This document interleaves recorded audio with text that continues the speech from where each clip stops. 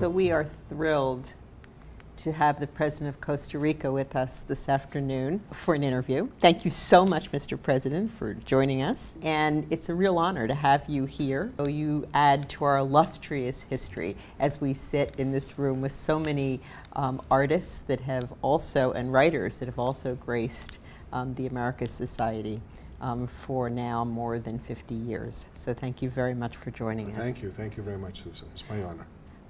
Costa Rica is a little jewel in the middle of Central America, and you've done so much in terms of education. You've been at the leader of innovation and technology, and now you have really been a leader in fighting climate change. So what will the country's climate target plan consist of when you go to Paris? We are determined to contribute in a significant manner to this discussion. We have been very severely affected by the weather this last 6 months. We have suffered from severe flooding in the Caribbean slopes of Costa Rica and of droughts in the Pacifics. Mm-hmm.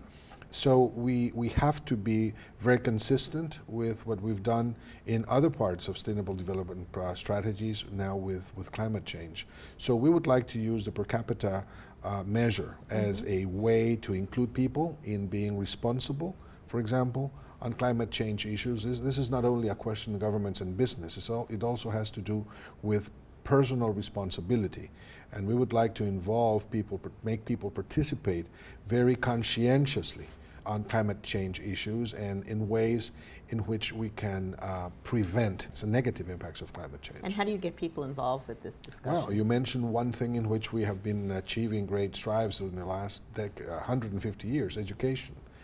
We need to get schools and universities to become not only innovation centers in what pertains technologies that will allow us to handle climate change, but also to get people to be more conscientious and more actively participating in these strategies.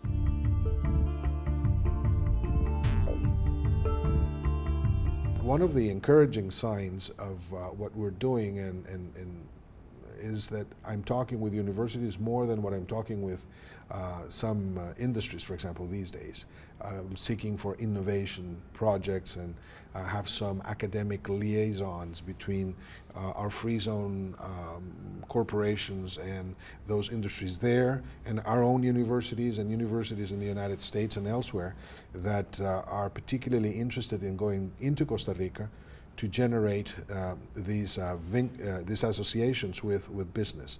So I think the next step is to move forward into more value-added, high-tech venues, including getting closer to that objective of making of Costa Rica a research development center, as some other countries have been able to do. I'm sure you're finding a lot of interest.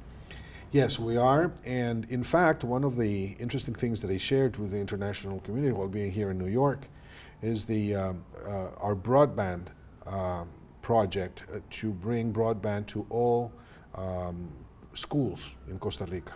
We are doing this with funds provided by telecommunication companies. There are over $300 million that will be invested in broadband programs, which is essential. I mean, if we want to do the high-tech approach and move into research and development, we have to get the schools involved. The gap needs to be reduced. And children have to get involved from very early age. Very early age, yes. That's the new economy. It's knowledge, it's value added, and you can't improvise education. It takes a long, long time to get the mood of the country into this. We have a constitutional mandate to invest up to 8% of our GDP in education. So, you know, and we are 7.8% of GDP investing already. And are children interested in pursuing a science and technology and mathematic curriculum? Because that's one of the great challenges, convincing young children that that is the path. We're working on it, and I'm contributing with one of my sons into the process, who's a teacher, a math teacher, and he's very committed in taking fear away from the classroom in math classes. It's a challenge. It's a big challenge. We have not been teaching children to enjoy math and science, and I think we have to. It's a wonderful world. They should do this. Now, I may sound a little hypocritical on that issue because I'm a historian, and you know, I was always very. But historian sees the value in it. I do see the value, but I was afraid of mathematics myself. I was too, and I'm anyway, in finance. What? Oh yeah, but it's a great thing, and it's happening. It's happening.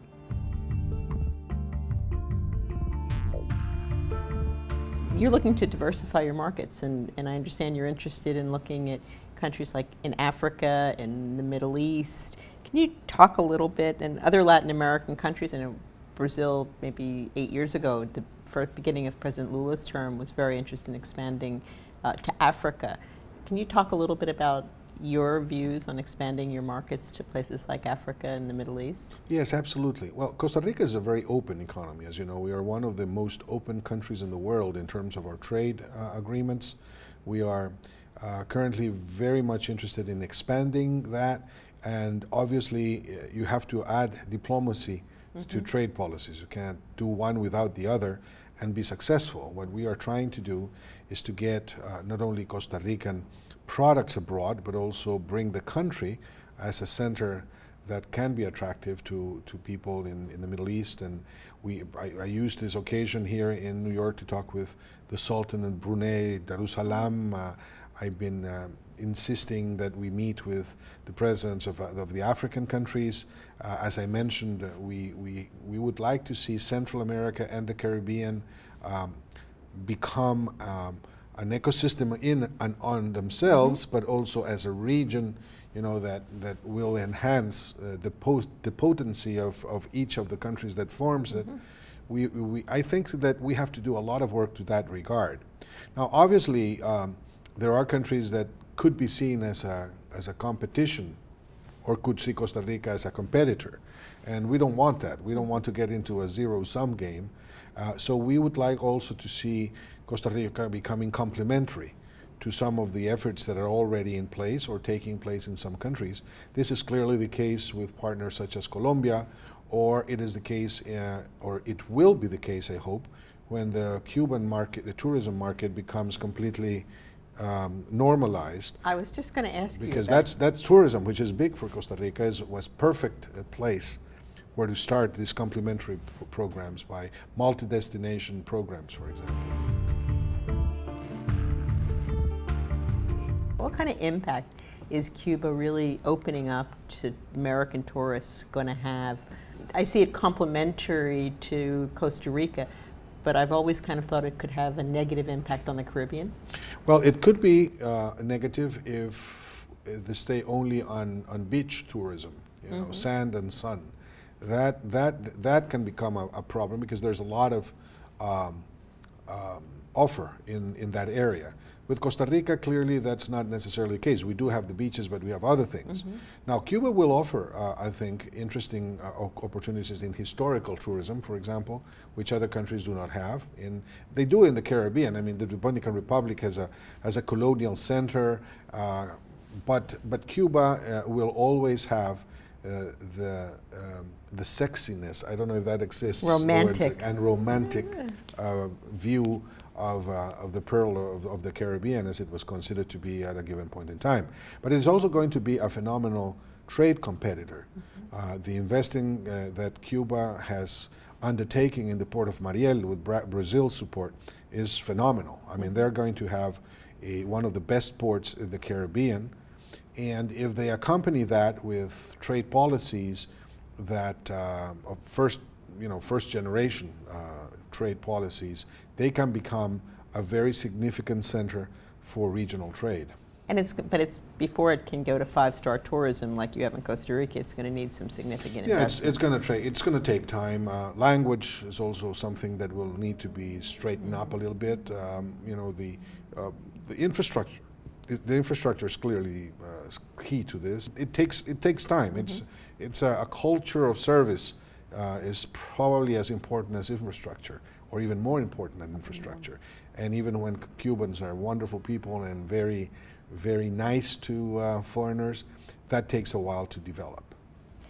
Mr. President, I need to ask you one more question. So the UN is going to need a new Secretary General, and there's a lot of discussion about the idea that the next Secretary General of the United Nations should be a woman. Mm-hmm. What do you think, and what are the possibilities? Oh, I fully endorse that proposal. In fact, I've done it publicly already in the Beijing Plus 20 forum hosted by the President of China. I voiced Costa Rica's conviction in the sense that it is already time for a woman to run the United Nations. It would be a very powerful signal that the organization and its member states are being consistent with what we preach. Do you feel a lot of consensus from your point of view? On a number of, it's a growing phenomenon. I wouldn't say there is consensus, but because just as we are enthusiastic about women being there, there are other countries that are not as happy with this. And you know, it's part of what we know is a cultural revolution. But it is a growing feeling, I would say, that it's time for a woman in equal conditions with men. And we are not talking here of giving any preferences, but having excellent women candidates, which we hope the states will nominate. With that, I want to thank you so much for allowing us to interview you, and congratulate you for everything that you're doing with your country and for the success of Costa Rica. Thank you very much. Thank you very much.